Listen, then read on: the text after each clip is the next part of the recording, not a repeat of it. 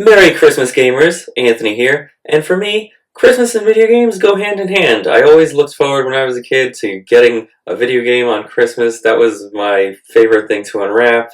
And this year, the game that I was looking most forward to was Marvel vs. Capcom Fighting Collection, specifically for Marvel vs. Capcom 2. Maybe like me, this was your #1 most coveted game for this holiday season. And maybe also like me, you don't consider yourself an expert in this game at all. Maybe you're just a beginner. Well, that's where I come in. I'm here to share some tips with you and tell you some things that you should know before you get started.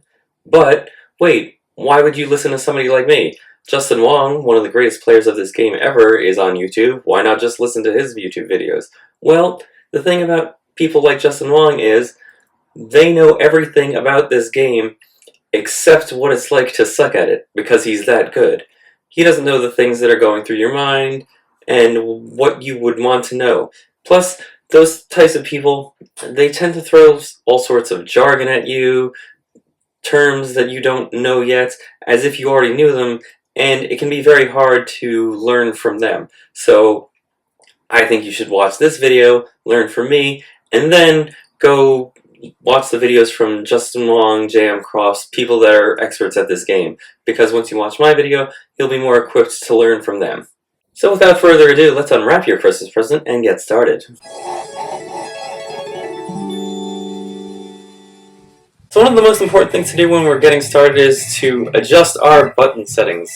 Make use of our button mapping. So if you see at the bottom there it says control settings, X is on this controller, so you hit X. And now this is the standard control, type A. You can use those if you want. I think everybody should make some minor adjustments before, so this is my particular layout right here, because if you go back to the standard controls here, you see you have a free button, the left stick in this particular case. The left stick is completely free, and why not give yourself a free button press? Makes things a little bit easier, I feel. So I did that on my custom controls, and also, I should mention that this is very clearly, this game, not designed for a standard controller like this. It's very clearly designed for an arcade cabinet setup where you have the big joystick and then the 6 buttons, very large, all laid out.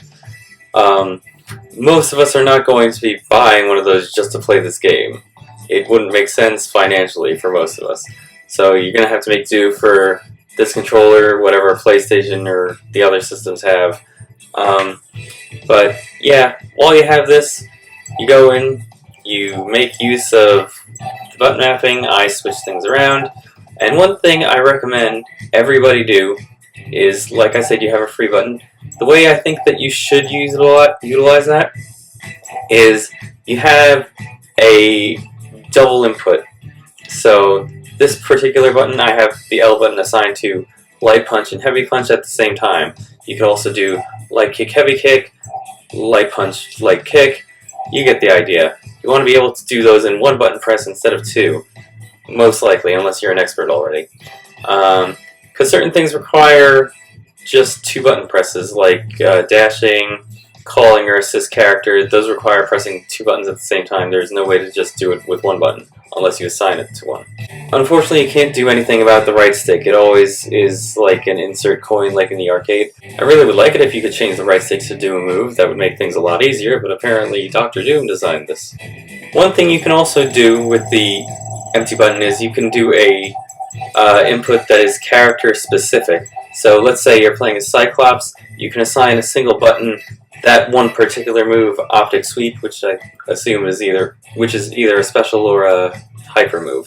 So if you're having trouble doing the input for that, just put it there. Just be aware that if you're playing a different character than Cyclops, whatever the input would have been for that character, it's the same input. And also when you're doing this, make sure to have every move assigned to a button. Meaning, yeah, like I showed you, you can have these character-specific moves. Like, theoretically, you can make every one of these a character-specific move, but you don't want to do that. You want to be able to do a simple light kick, a simple heavy punch, don't make it so that you can't do any light punches at all, because that would probably result in disaster. Maybe don't go right into it, maybe fiddle around with the controls first, see how your hands feel pressing each of the buttons. I mean, maybe you want to put light punch and light kick on these trigger buttons here instead of just the standard face buttons. I don't know why you would personally, but maybe that feels better to you. And then, just find a button layout that you're happy with.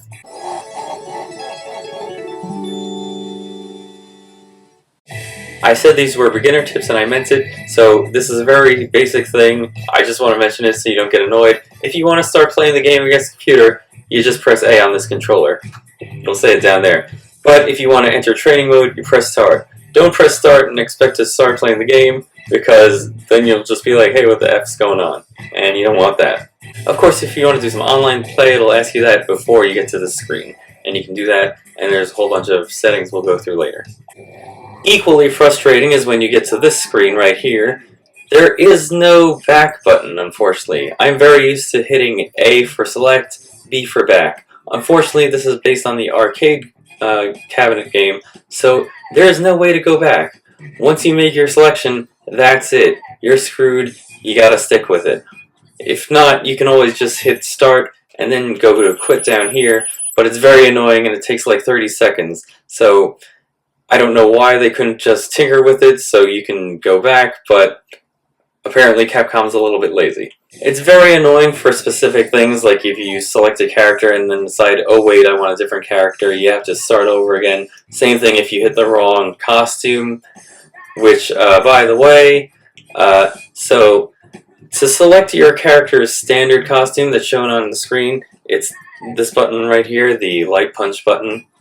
So to select the costumes, it's the attack buttons and the 2 assist buttons. So I want the standard Dr. Doom, so I'm going to hit the light punch button. But for Venom, that's an okay costume. I like the more canonical Venom. He's a little darker in his costume, so for that I'm going to hit a different button. I think in Venom's specific case it is the light kick button.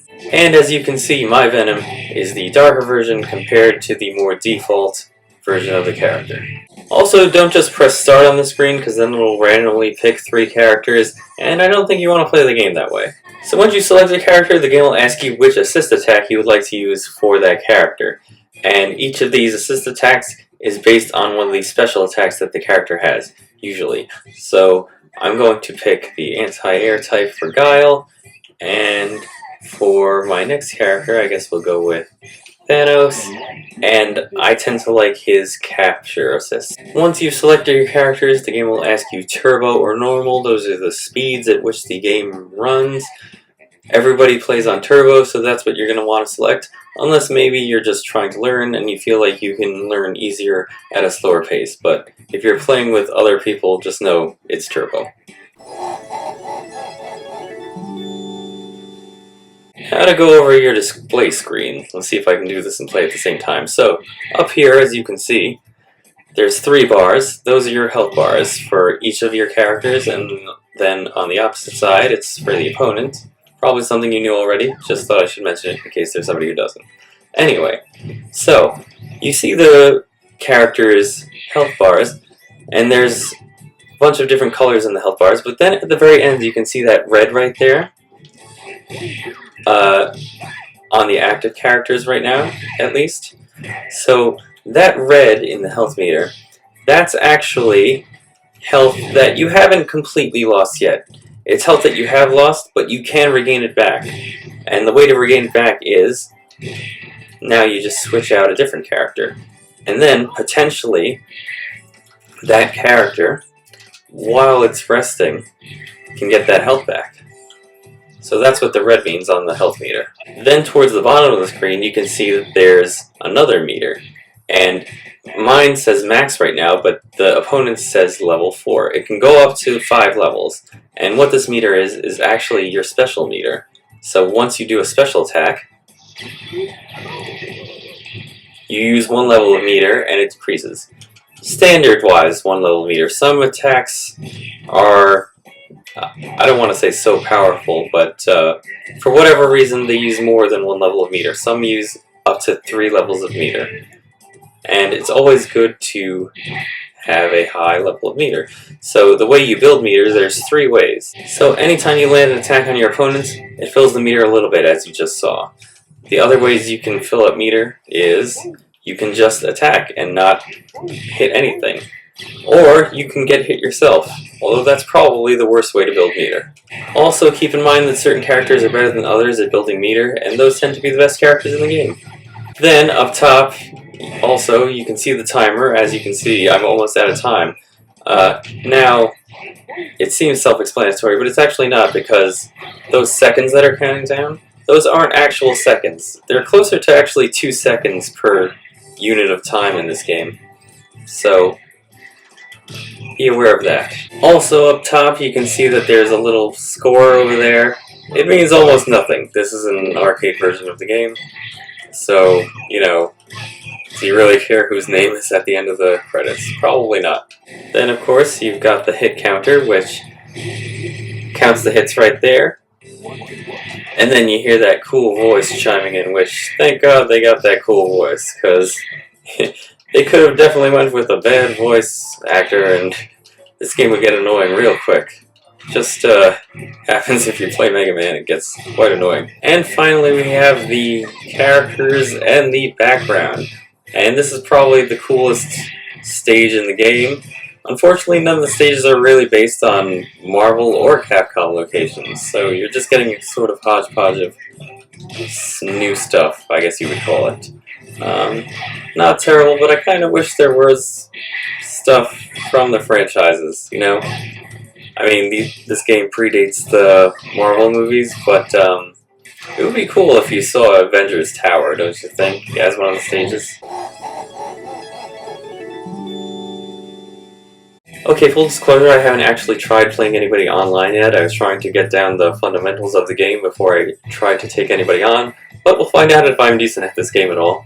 Okay, so it looks like you can just match with random people casually, or you can kind of just go by your skill level there, so that's really good. I kind of want to do people my sort of skill level, not really run into too many hardcore people right away. And then you can create a lobby for your friends to play in with your own rules, so that's also very good. And then there's the leaderboards, which I will never be on. Okay, so right here you can of course choose which game you want to play, but also it looks like you can choose between whether or not you want to play locals or people who live far away from you, so that's great. You can play with friends that are in other states or countries. Okay, so unfortunately it doesn't look like you're allowed to turn on one-button special moves. That's a pity for me, because that's how I've been using them, but I don't know, should I risk it and play people that know what they're doing? Yeah, if you create your own lobby, you can turn on those one-button special moves. So if you're a beginner, you probably want to end up creating your own lobby, and then putting the comment Beginners Unite on there, so that you face somebody your own skill level. Okay, so when you create a lobby, it looks like it has the rules right up top. So I wanted first to 2 wins, and then I wanted Beginners Unite to be the message for people searching for a lobby, and then I guess up there on the right here, I'm assuming that's the room lobby number, so in case your friends are searching for the room lobby, you type that in. Okay, so it took 5 minutes and nobody joined my lobby, so I backed out and tried to join somebody else's lobby, and now I'm getting a could not find session to join. So, yeah. And I'm even doing it on Beginners Unite, so maybe there's not enough beginners that are playing online. I don't know, maybe I have to try just any. Well, that's a shame, because as you can see, this matchmaking is taking so long that it is now getting dark out. Okay, so yeah, once I go on any, it looks like there's at least one lobby open. Okay, so my opponent is using top tiers, clearly. I am not going to win. I really wanted to win my first battle, but looks like that's not going to happen.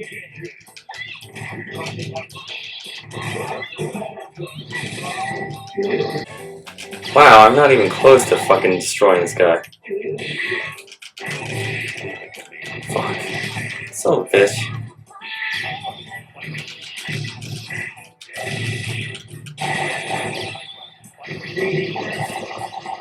Oh, son of a bitch. I really wanted to win my first game.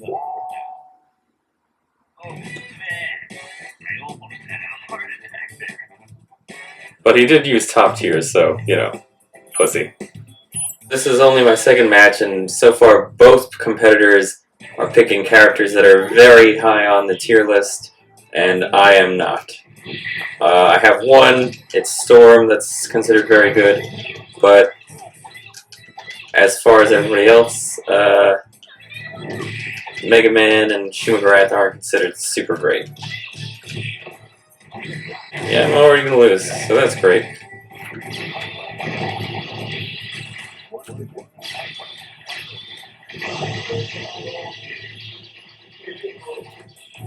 Well, fuck these cheap-ass bastards.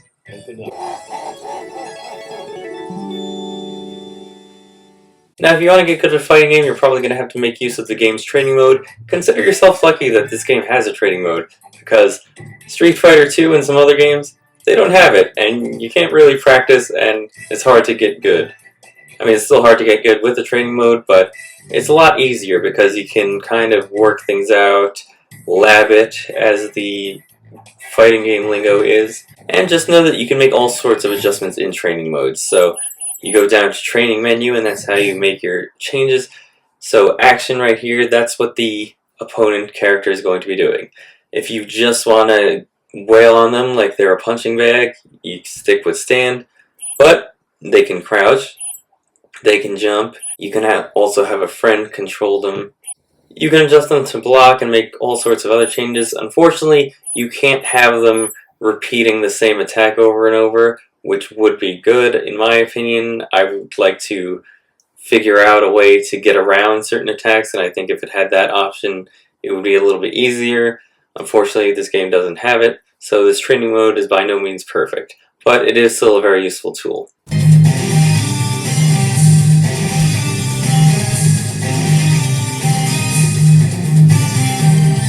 Now, you have likely noticed that, unlike standard play, this training mode, it comes with these translucent boxes around the characters. These are known as hitboxes or hurtboxes. So, when I do an attack, let's see, that's probably not a good example. When I do that attack, you can see that there is a red box at the end of Guile's foot. That's called the hitbox. And the blue boxes, those are called hurtboxes. So the hitbox, the red box, that's basically, think of that as where the attack is. So the attack isn't his whole leg, it's just the end of his foot right there where the red box is. Now, the way fighting games work, and pretty much all video games actually, is the red box has to collide with the opponent's blue box. And when that happens, an attack is registered. So, see, I just hit Sabretooth because the red clashed with his blue. My red clashed with his blue. So he took damage just now. So it's really not just the animation, because as you can see, it's not just his arm. It's not just Guile's arm. It's the whole red surrounding his arm. That's the attack. So technically you can just, the air can clash with each other if you were watching this without the box around it, and Sabretooth can still get hit. So let's test it out. See, his fist didn't actually hit him. It was just, sorry. It was just the red clashing with his blue. The characters never actually touch each other.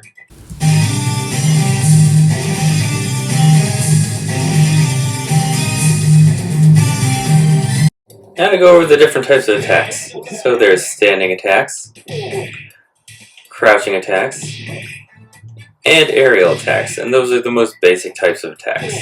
Additionally, there's also throws, and those only work once you're very up close and personal with the opponents. Close enough to grab their junk. Don't grab their junk, it's kind of herby. I mean, I guess you can grab and twist, and that would hurt in a fight, but that's not part of this game. Once you're up close and personal, all you have to do is press forward, plus the heavy punch button, and the opponent gets tossed. And that's how you do your throw. Also, you can sometimes do throws in the air if you're close enough to the character as well. Although, be aware, not every character has an aerial throw. There's also special moves, and what makes special moves special? Well, Apart from the fact that they're typically representative of your character you're playing, you know, for example, Spider-Man's web shooter, that's a special move. It's not his light punch, his light kick, heavy punch, heavy kick. Those are just standard punches and kicks. If you want to use his web shooters, that's a special move, because that's what it means to be Spider-Man. But in addition to that, the special moves also, they can be blocks, but if the opponent blocks your special move, they still get a little bit of damage cost to them. So, if we go into our training menu and we turn on block all, those standard punches and kicks that I'm doing, they're not damaging Sabretooth at all. But if I do a special move and you look at the health meter, you can see ever so slightly we're making a little bit of damage toward him while he's blocking. So that's just how special moves are.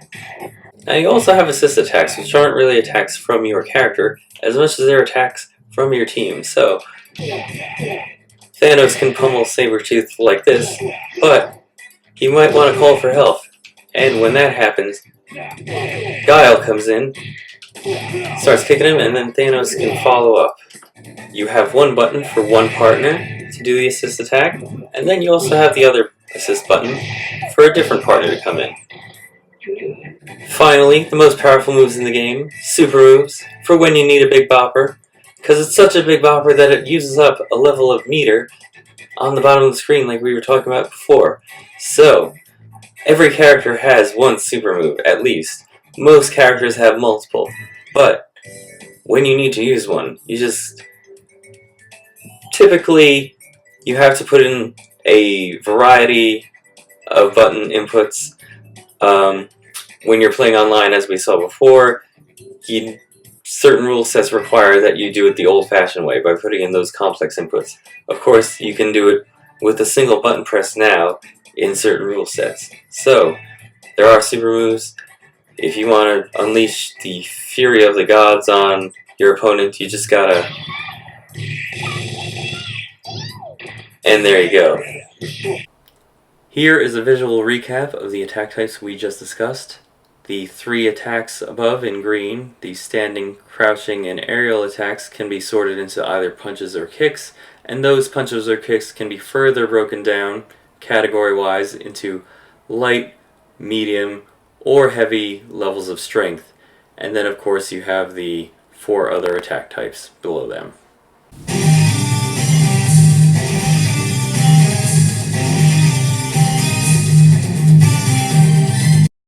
So yeah, you have light, medium, and heavy strength levels of your normal attacks.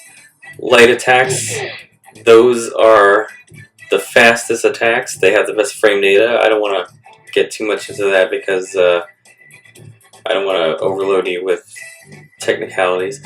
But yeah, so a light attack is good to just get in, and then you could work your way up, combo if you will, to heavier attacks. So light attacks are fast attacks, heavy attacks are stronger attacks. If you look at the health bar, you can see that that's true. Now, you might be saying to yourself, wait, light, medium, and heavy, but there's only a light and a heavy button. So, how do you end up doing a medium attack? Well, the way to do a medium attack, there's sometimes specific ways to do it, but usually the way to do it is you can only do one after you do a light attack. So, if you press the light attack button twice very fast, it goes light, medium, because this is light and this is heavy, not light and medium. If you want to do light, medium, there's that. Light, medium, heavy.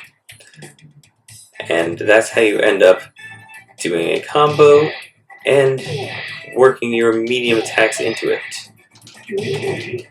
Of course, it's very important to combo. You don't want to just attack and then just, you know, take a little breakthrough. You want to just pummel them as much as you can, usually. I mean, sometimes you might be anticipating attack and you can do something else, like get out of the way, but most of the time you want to just keep going until it's no longer convenient for you.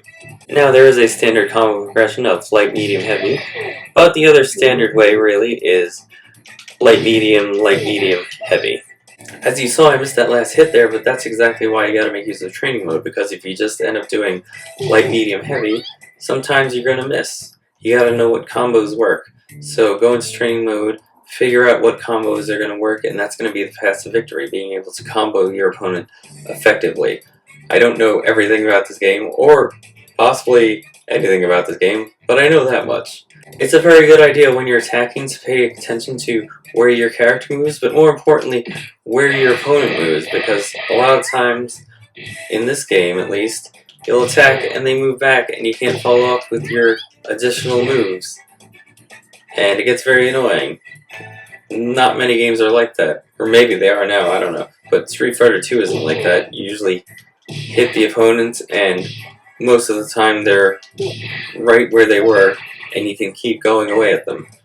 There are some moves that knock the opponent character down, but then neutral sort of resets and then you go from there.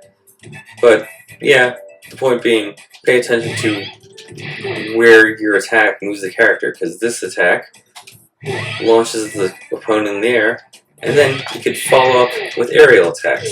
If you launch them in the air and you don't know your attack's going to do that, well, sometimes you'll end up missing your window of opportunity, and in that specific circumstance, you just wasted a whole level of meter. So you really want to know what your attacks do so you can follow up with further attacks.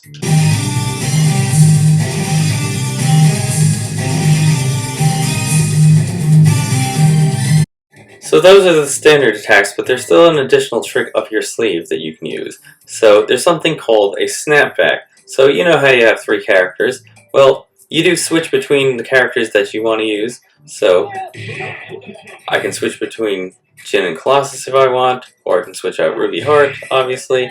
But maybe you want to keep playing as the character that you're playing as, and you want the opponent to switch their character. Well, there's a way to force them to play as a separate character. Why would you want to do that? Well, maybe you're in the middle of a bad matchup and you don't want to switch your character out, but additionally, you might have a character that's on the ropes, so to speak. They might be close to death and maybe the opponent switched that character out. You can force that character back in, finish them off, and then that character is done. They can't be used as an assist anymore, and their whole team on the opponent's side is weaker because you finish them off quickly without having them recover their health while being in the pocket. So, to pull this off, on the standard controller, you're going to do a quarter circle and a button input. So by quarter circle, I mean what you do is you take this control stick, or you can probably use a control pad too, but you go down and then just slightly up like that. So down and up really quickly, and as you finish the quarter circle, you're going to press one of the assist buttons, and that'll do the snapback for you. Once you pull this off, there'll be a little sparkly animation that goes on, so let's try it again, and like that, and Akaris has been forced out. You can see there's an X over his name. He cannot come out while it's on, and then once it disappears, he can come back, but he's forced out, and now Psylocke has to fight me for a limited amount of time. Be aware that using a snapback, whether you whiff the input or not, does use 1 level of meter, so you do have to strategize when making use of it. And whiff, for those of you that don't know, means if you miss or mess up.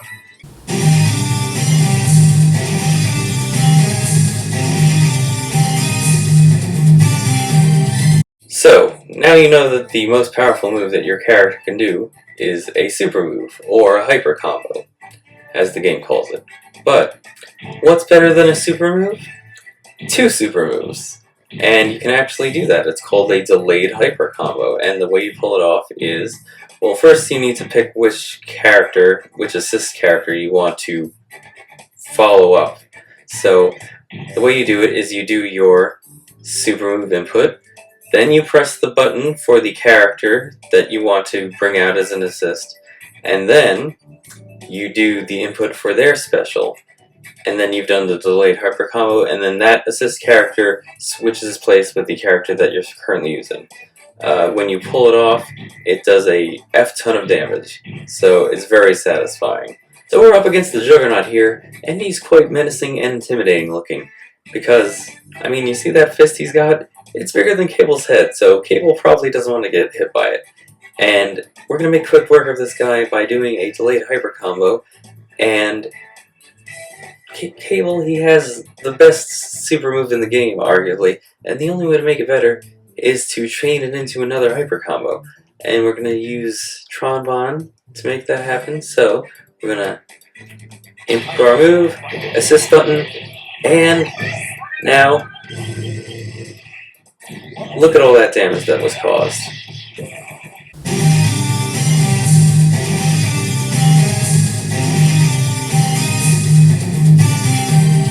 So you might have heard the best offense is a good defense, and it is true in some ways. I mean, you don't want to always be hitting. If you're always trying to hit, you're going to get hit, and that's not good. You don't want to get hit in this game. Not getting hit is almost as important as hitting. That's what my mother said to me and my sister.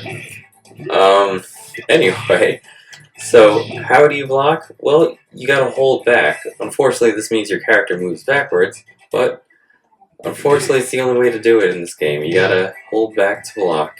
You can't be defensive and move forward at the same time, which is a pain in the ass. I wish it was a button press, but nope, that's not how it is. See? That's why you block, children. Now, in addition to blocking, there's also something called push blocking. So, to do a push block, you have to block and then press both the light and heavy punch buttons at the same time. And see how Juggernaut just moved back? That's what it does. It's a push block because you block and you push them away. It's called a push block amongst players of the game. The game itself calls this advancing guard.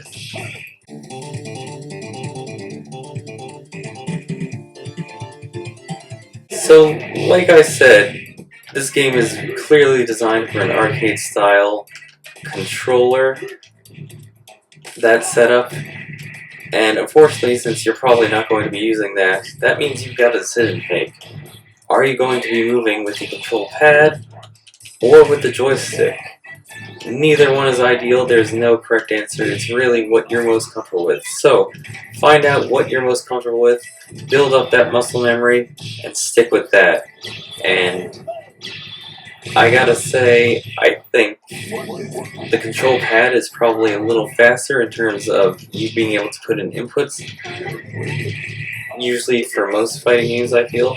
But on these specific controllers, at least for the Switch, the control pad is very small, and unfortunately, your thumb might be too big for it. So, again, you just gotta really decide what's the best one for you, and then stick with it.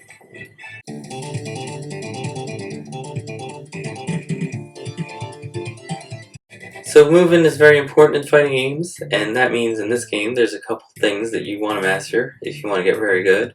So, of course, you can walk in, walk back, and that's called play footsies. It's something that the experts master, and that's all well and good. But sometimes you want something a little bit quicker, and in this game you can dash in, and you can also dash backward. Dash in, dash back. Dash in, dash back. You just gotta be careful though, because sometimes you dash in, and then you get smacked upside the head, because you dashed into their hit. You don't want to do that. Sometimes you just want to dash the right length. Maybe that's the right length. Maybe Magneto can reach beyond that. Who knows?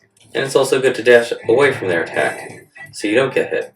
Now, in addition to a dash, we can also do something called a wave dash, and what this is basically is you dash, but when you dash, you press down to crouch, cutting the dash short.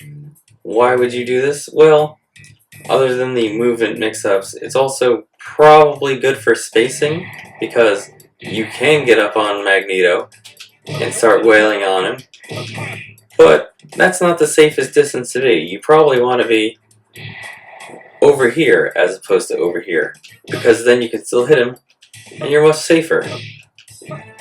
So that's what you would do a wave dash for. So again, it's a dash forward, and crouch, and then you put it together by going backward as well. Unfortunately, I can't really do it because this controller is too crappy, but you would go forward, and then you would also dash backward and crouch.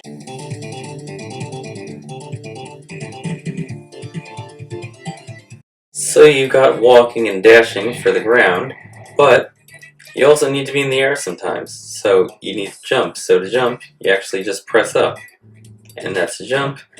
Now, a jump is good because you can get down to the ground faster and continue comboing, but when you jump, you only get one action in the air before you want to land. You can't, like, punch twice. You can only punch once before you touch the ground.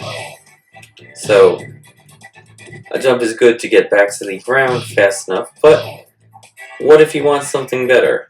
Well, there's a super jump.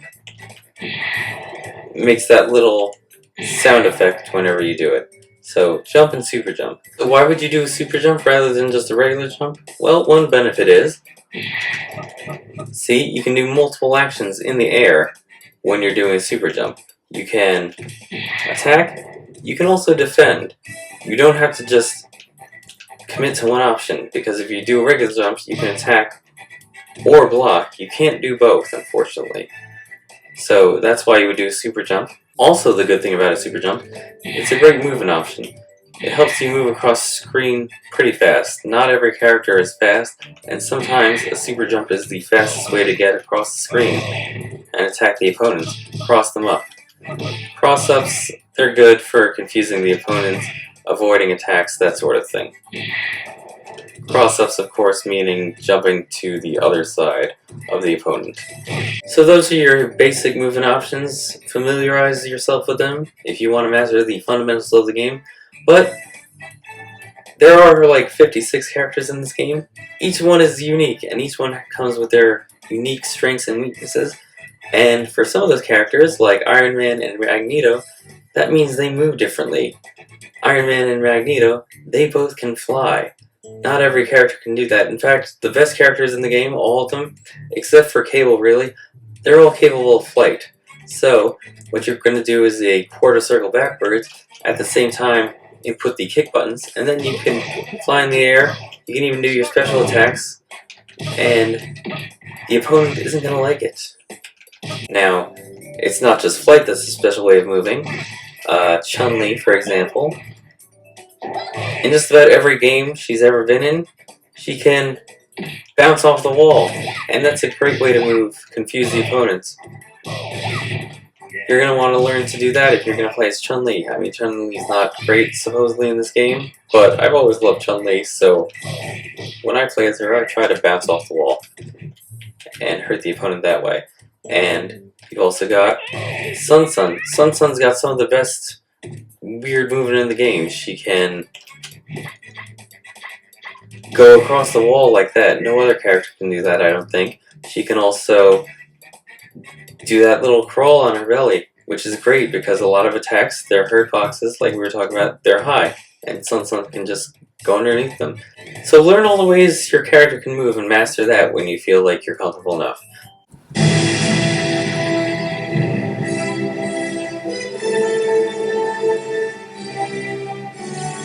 So one thing you really want to do in this game is you want to pick a main, meaning main character, meaning the primary character that you're going to be using as you play this game.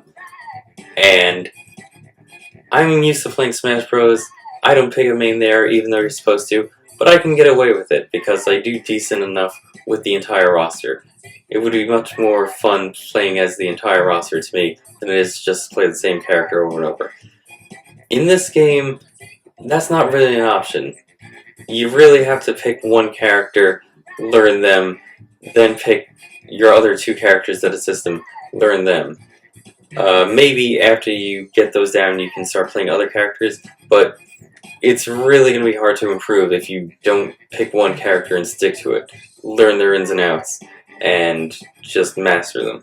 Now, I'm not exactly following my own advice because I haven't picked a team yet, but that's because I'm still sort of figuring things out. I don't know who I want to stick with yet, because there's a lot of good choices here.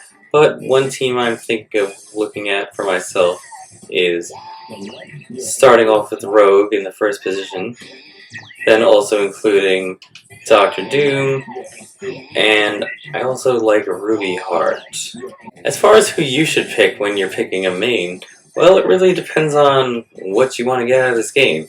If you just want to win, well, there's certain characters that you have to pick. There's like 6 of them that are way better than the entire rest of the cast. So that's like 6 that are better than the 50 others.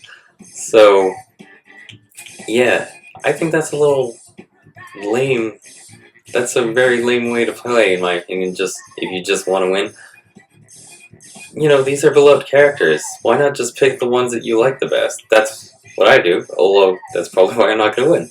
But, yeah, I don't know. I think it would be a better game if we all just picked characters that we loved, see how far we can go with them. So ask yourself that question. Do you want to win or do you want to have fun?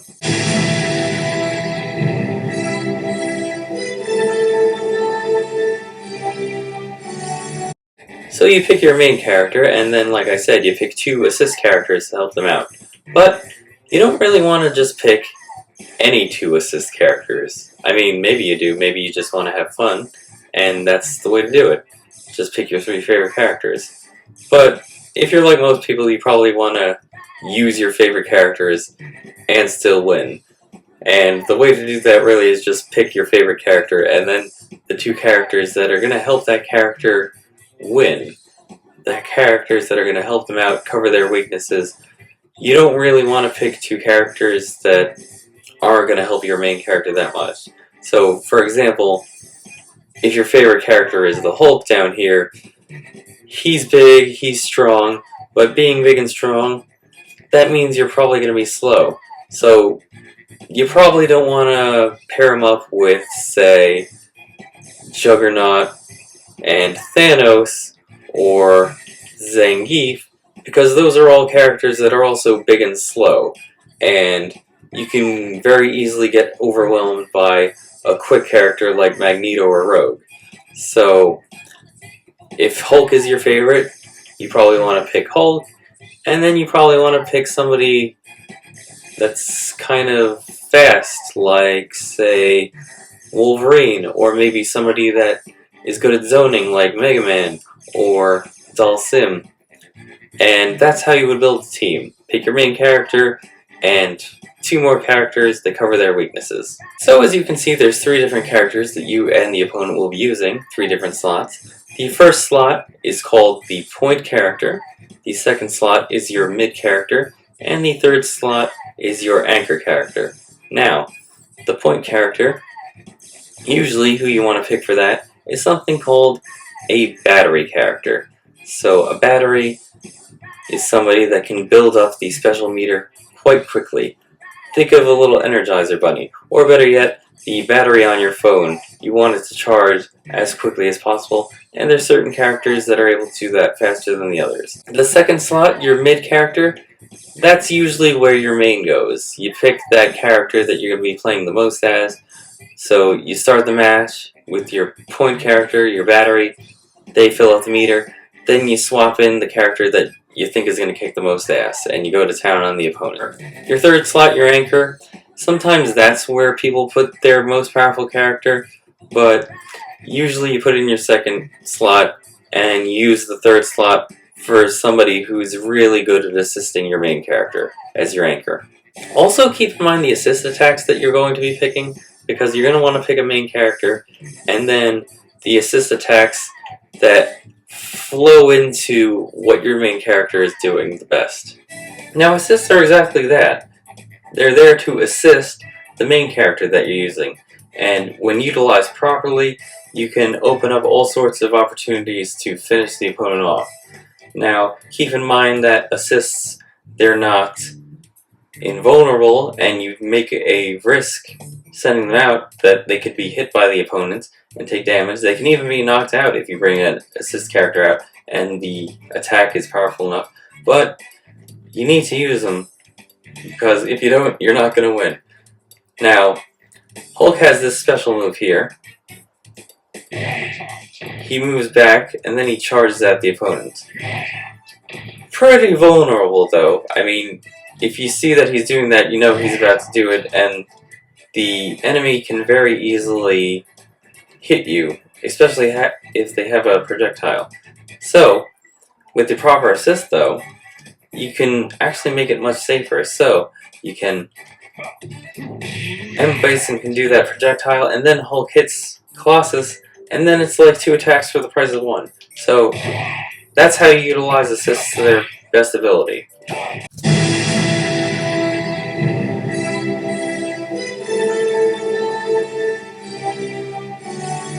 So as you can see, I have Rogue in the point position because she's good at building meter quickly. She's a good battery character. And that's going to make it a lot easier for when I bring in my mid character, Dr. Doom, who's a very formidable opponent.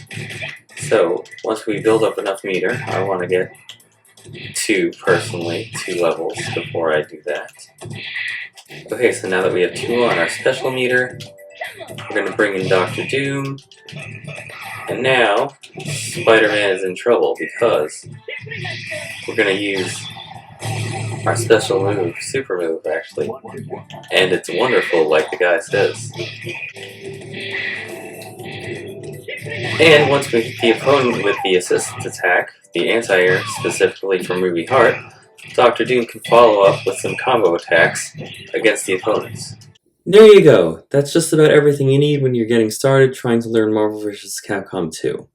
Now, obviously, it's not everything you need to know about this game, and as you play more and more, you're going to need to know more if you want to get to a higher skill level. But these are the things you need to be aware of when you're getting started, and the things that you should probably concentrate on. In the game, when you press pause, you can go, and there's a list of basic moves that you can learn. Acquaint yourself with these. You can also have the moves for your individual character if you want to learn those. So it's not leaving you completely in the dark like some older games are. Do yourselves a favor and make use of not only the resources within the game, like this move chart or the training mode, but also resources outside of the game that are available to you. Like, I know it might seem obvious to go to the internet, but I find it very hard to actually locate quality information on the internet on older games, and even some newer games that are complicated like this. So, with that in mind, for your benefit, I'm going to try to link below a glossary of fighting game terms, because I know that, experts tend to throw a lot of jargon at you, like I said, and it can be overwhelming, so you can make use of that. I'm also going to try to attach a wiki that you could look up, and also some other videos that I think could be very helpful for you. Anyway guys, those were my tips for getting started in Marvel vs. Capcom 2. I hope I was able to teach you some things. Hopefully you walked away from this video feeling a little bit more equipped to take on people as superheroes and very stretchy foreigners. Please leave a thoughtful and respectful comment down below towards me and your other commenters. If you don't know what to comment, you can tell me what sort of team you're thinking of going with, who your favorite Marvel character is, who your favorite Capcom character is. I like a blend of both personally, but there's nothing wrong with going with all Marvel or all Capcom. Please click on that like button, and if you want to see more, why not subscribe to the channel? But even if you don't, guys, have a Merry Christmas. I have no idea if Hanukkah happened already, but if it didn't, have a Happy Hanukkah, Kwanzaa, Boxing Day if that's a real holiday, and just be nice to each other and have a great holiday season. Alright. Thanks for watching. Bye. Silly bitch, your weapons cannot harm me. Don't you know who the fuck I am? I'm the Juggernaut.